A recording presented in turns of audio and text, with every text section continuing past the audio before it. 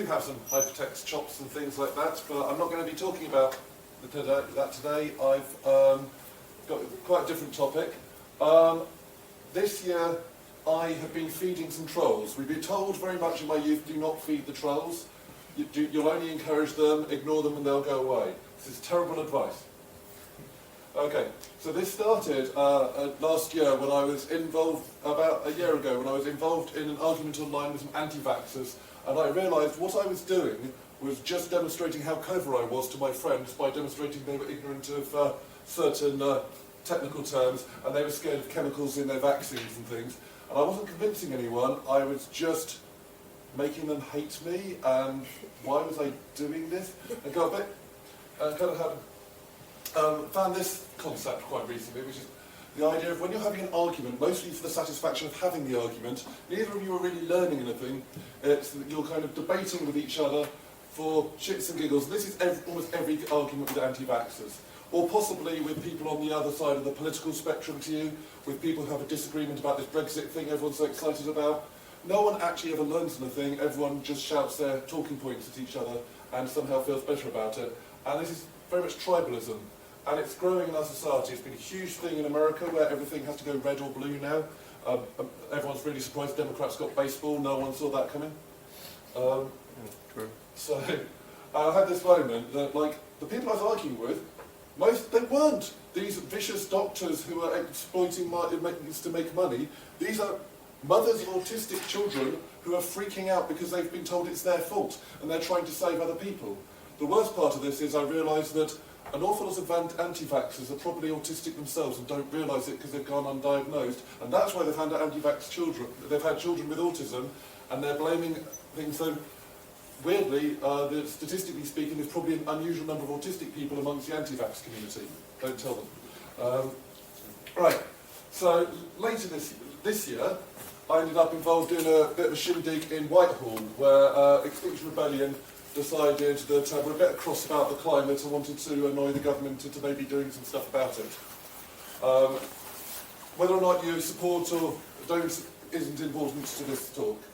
So what I was concerned about was the number of very, very enthusiastic people who are at home and wanted to help, but because of their health, because of childcare, because they were students, they couldn't go and camp in a Whitehall for a week. Full confession, I'm too much of a wuss to actually camp and get arrested.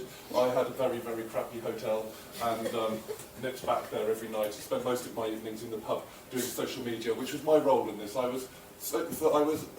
Each part of the country had a different site in Westminster to try and shut down, and each site had working groups, and I was the coordinator for the social media working group for the South East of England, which is one of 40 working groups for the South East for that.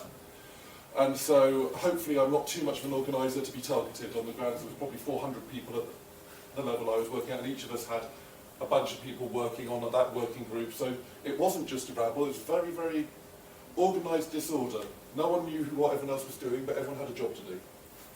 Right, so there's a researcher at Oxford Brookes who I was working with on this called Ben Kenwood, and he's one of those people who inspired me to put the effort into the media stuff in the first place. In April, when there was the first action like this, Ben did some studies on how much watching a video made by Extinction Rebellion impacted people's agreement of the need for it, and he also looked at how much BBC and Daily Mail articles impacted it versus a control. Turns out the BBC improved people's support for it. Daily Mail made no difference, and the biggest change was seeing media produced by Extinction Rebellion. But roughly speaking, the support or understanding of it was changed a hell of a lot. That viewing that video changed people, so that a right-wing person who'd seen it supported about as much as a left-wing person who hadn't, which is pretty major and was one of the things that motivated me.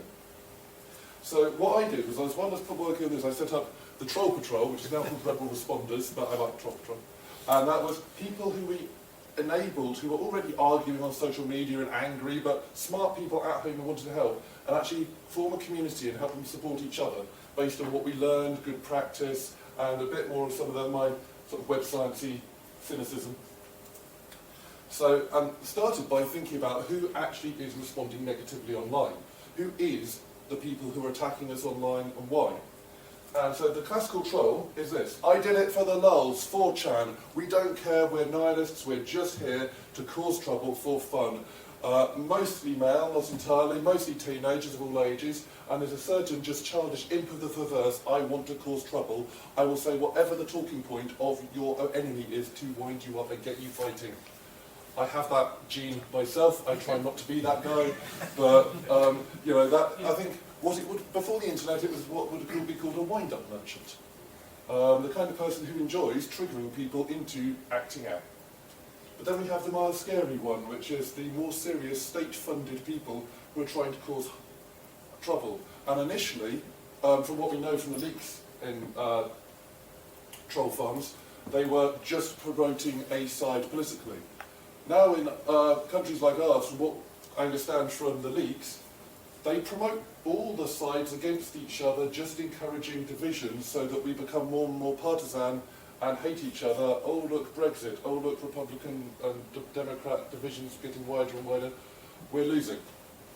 And you see more and more them versus us rhetoric on both sides, and apparently this is what some of the troll farms are doing, just encouraging us to hate each other. Ooh. And that's harder to deal with. But I also looked at all the other personas. I went through hundreds of comments and threads and picking scabs, watching all the people hating us for different reasons, and tried to categorise the different characters I was dealing with. And so these are the two personas for the ones that are real trolls. The classical 90s troll and the more scary professional troll. This is what the media also calls trolls anyone who sends abuse online these days, so it's a very overloaded term. It's a bit like hacking or those other things. But these are the other ones that we identified. I'm not going to go through them in detail, but these are people who've got a negative response, and why we think they're giving a negative response. And there's a big difference, that these are all people who are showing emotion. They're the opposite of angry. They're the opposite of detached. They're really, really engaged, and they're hurling abuse at us because we've caused an emotional reaction. They are basically triggered themselves. The most common one is the person who goes, I'm sure you got an SUV with mummy to go to the protest, therefore I can ignore your message. Okay, there's so many things wrong with it. But each one, we worked with different approaches that would actually work. And so on our own Facebook groups and things, the usual response is to just block someone who's being negative, or ignore them, do not feed the trolls. But what we can do on other forums, on the Daily Mail or the local newspaper sites, is you can talk to them, but you don't talk to them. You really talk to the person following. Go, this person is obviously a wind-up merchant. Here are some facts. Ignore them. I'm going to walk away now. And then you don't get involved in the angry argument. You walk away. However, all these people are emotional, and usually they are talking to a parody of you, not the real version of you. So listening is lethal. You really, really confuse people if you listen to their points and find what you agree with. Validate their emotional things, and then be a human to them, be vulnerable. Okay, so this is some of the advice. The most powerful bit of advice is have a cup of tea. Do not respond in anger, walk away. You can walk away entirely. Okay. Did it work? We think so. We didn't collect good data in a meaningful way. One person told me they got more fear from being doing this online than they got from the experience of being in front of police and about to be arrested, because the amount of anger they had to deal with. Right. There are risks. Mental health is a real issue. Reading negativity, bang, bang, bang, can hurt your psyche. Have a cup of tea again. And in Mexico, I was reading a book about sort of activism like this, and in Mexico City, this poor lady was discovered by the cartels after reporting on Twitter crime in her area. Her last post was basically them murdering her. It was horrific. And we are amazing that we don't have this kind of thing yet in this country, but it's real. This is when text actually hits the road, that it's changing lives. People are dying because of things they wrote in Twitter. This is a photo I just put in because I'm proud of it, and I took it in London. And those are some of the materials that I've sort of been researching. This is a great book about the troll farms, the history of sort of digital propaganda, Ben's Oxford Brooks work, and that document there is a It's 22 pages written by various people on our feedback and experiences of what works and what didn't. Oh, a bit different to my techie talks. Thank you very much. Questions for Chris? Last question session before coffee and donuts. As someone who criticises the problems of vaccination because it ignores certain things, I'm not too sure how I fall into the anti-vaxxer camp. I think that's a conversation for coffee, because but the important thing is not to call you an idiot, but to actually listen to your point of view, rather than just shout talking points at you, because then you'll ignore everything I say. Eric. How do I join Troll Patrol? You probably already have and didn't know. Read the document and then join in. You can engage with people on a Telegram chat group or not, but the main thing is it's just being more intelligent about the way we respond, but sticking to principles of honesty and compassion, which is the best antidote we've got for the negativity, and being as human as possible rather than being a talking point of the opposition. This is the document you're referring Yes. to, right? I think what you're doing is wonderful, and we should have more empathy hackathons. It won't work forever because the opponents, especially the paid people, will adapt. I'm fairly sure there's a couple monitoring our chats already from looking at some of the accounts that look on, and eventually they'll adapt and we'll have to adapt again. But it's working for the time being, and telling the truth as a way to solve this problem is one thing I can get behind ethically. It's manipulative, but with genuine honesty. But Chris, an arms race of kindness doesn't sound that bad. You say that now, but read Brave New World. You. Is that true of both sorts of trolls? Isn't that just true of the classic and professional? It won't The other work ones at all. are It doesn't work. emotional.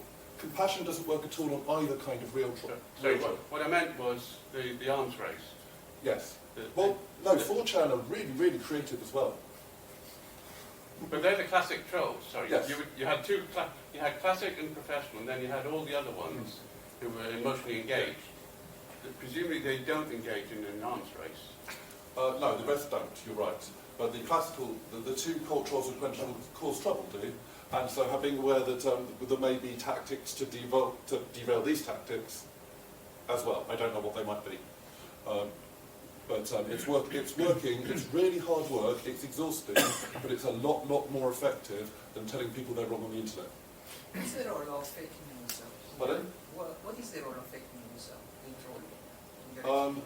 Usually, most of it I think is created by people with a political agenda and then shared by idiots. Most of my, like me, lots of my friends. I have a friend who's a very lovely person with politics almost exactly the same to me as mine, and I spent ages fact-checking his posts and going, no, mate, that's not true, and we should be better than this. I agree with all your politics, and I still want you to take that post down because it's wrong, and I kind of believe in trying to keep... Yeah. But it's so easy to share something that sounds about right. I'm sure Boris would have molested a badger at some point, therefore I'm sharing this without checking it because it sounds like the kind of thing I think he'd do. And we're all very, very guilty of just knee-jerking on things that sound right to us because it fits our little worldview. Thank you very much. Oh, sorry, one more. We have time. It's Vince Cerf.